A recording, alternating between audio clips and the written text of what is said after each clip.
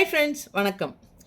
இன்றைக்கி நம்ம எதை பற்றி பார்க்க போகிறோம் அப்படின்னா, நம்மளோட வாழ்க்கையில் நம்மளோட மகிழ்ச்சியை நம்மக்கிட்ட இருந்தே திருடிட்டு போகிற, நம்மக்கிட்டே இருக்கிற ஒரு கேரக்டரை பற்றி தான் நம்ம வந்து பார்க்க போகிறோம்.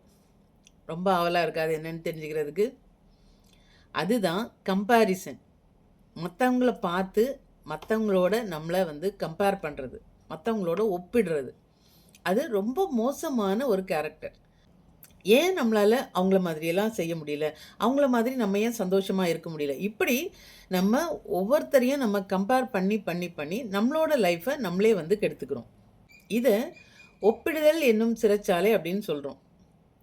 ஏன் அப்படின்னா, நம்ம மத்தவங்களோட நம்மள கம்பேர் பண்ணி நம்மளையே நம்ம வந்து ஒரு சிறைச்சாலைக்குள்ள தள்ளி, நம்மளையே நம்ம வந்து கஷ்டப்படுத்திக்கிறோம். ஒரு சினிமா பார்க்க போறோம் அப்படின்னா, ஒரு 2 ஹார்ஸ் டைமுக்குள்ள அந்த ஹீரோ பார்த்தீங்கன்னா, ரொம்ப லோ லெவல்ல இருந்து ரொம்ப ஹை லெவல்ல ஒரு பெரிய ஒரு உச்சத்த எட்டியிருப்பாரு. ஆனா, அத நம்ம புரிஞ்சுக்கிறோம். இல்ல இது வந்து வந்து ஒரு சினிமா தான்.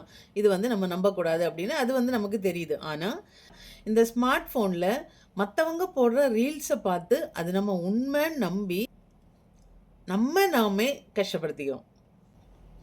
மத்தவங்களோட நம்ம எப்பயுமே கம்பேர் பண்ணக்கூடாது.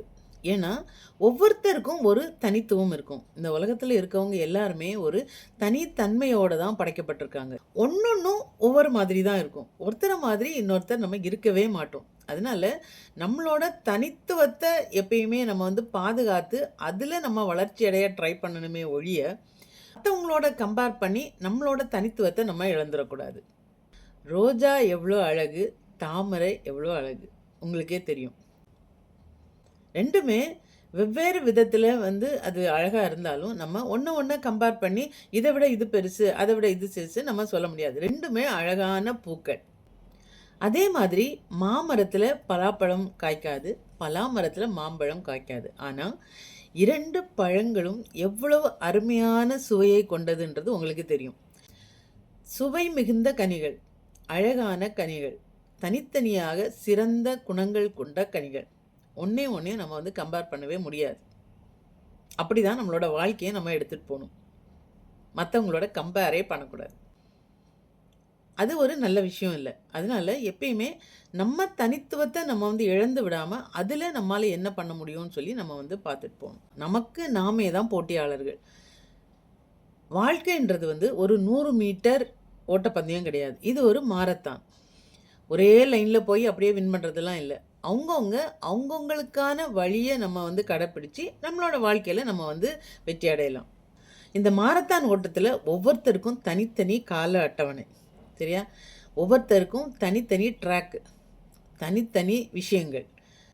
இதுல சிலருக்கு 25 வயசுல வெற்றி கிடைக்கலாம். சிலருக்கு 55 வயதுல தான் வெற்றி கிடைக்கலாம். அதுக்காக 25 வயதுல வெற்றி கிடைச்சவருக்கு எந்த விதத்திலயும் குறைஞ்சவர் இல்ல. 55 வயதுல வந்து வெற்றி அடைந்தவர். நம்மளோட ஒரே போட்டி நம்மளா தான் இருக்கணும். நேத்து நம்ம எப்படி இருந்தோம்? இன்னைக்கு நம்ம எப்படி இருக்கோம்?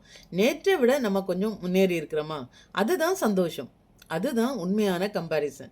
நேத்த விட நம்ம கொஞ்சம் முன்னேறி இருந்தோம்னா, ஓகே. இன்னும் அடுத்தபடி எடுத்து வைப்போம். இல்லையா, நேத்த விட நம்ம இன்னும் பின்னேறி இருக்கிறோம் அப்படின்னா, அப்போ எதுல நம்ம வந்து தப்பு பண்ணியிருக்கிறோம்? எந்த விஷயத்த நம்ம வந்து சரி பண்ணிக்கணும்? அப்படின்னு சொல்லி நாமே அனலைஸ் பண்ணி, நமக்கான வழியை வகுத்து, அதுல நம்ம வந்து முன்னேறி செல்லணும். இந்த ஒப்பிடுதல் சிறைச்சாலையிலிருந்து எப்படி வெளியில வர்றது? முதல்ல நன்றி உணர்வோட இருக்கணும்.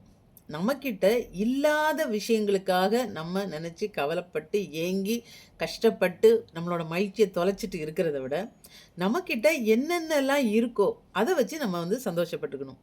அதுக்காக கடவுளுக்கு நன்றி சொல்லணும். இந்த பழக்கத்த நீங்க வந்து கடைப்பிடிக்க ஆரம்பிச்சிட்டீங்கன்னா, கண்டிப்பாக உங்களுடைய மகிழ்ச்சி எந்த விதத்திலயும் கெட்டு போகவே போகாது. எந்த சூழ்நிலையிலயும் நீங்க உங்கள மகிழ்ச்சியா வச்சுக்கலாம்.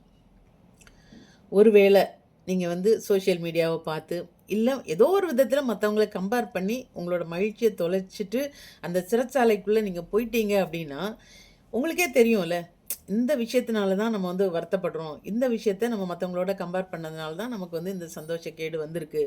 அப்படின்னு உங்களுக்கு தெரியும்ல. ஸோ, அந்த விஷயத்திலிருந்து கொஞ்ச காலம் ஒதுங்கி இருக்கணும். அந்த ஒப்பிடுதல் சிறைச்சாலையிலிருந்து நீங்க உங்கள வெளிய கொண்டு வந்துரலாம். அப்போ உங்களோட சந்தோஷம் உங்களுக்கு கேரண்டி. ஒரு காட்டுல நிறைய விலங்குகள் இருக்கு. அதுல சிங்கமும், யானையும் கம்பீரமான விலங்குகள். 2மே கம்பீரமானது தான். ஆனா, ஒண்ண ஒப்பிட முடியாது. அதுபோல தான் இந்த உலகத்திலயும் நம்ம வாழும்போது, ஒருத்தர நம்ம கம்பேர் பண்ணிக்கவே முடியாது. பண்ணவே கூடாது. நம்மகிட்ட இருக்கிற தனித்துவமான குணங்கள போற்றி, சந்தோஷமா, கம்பீரமா உலா வரணும்.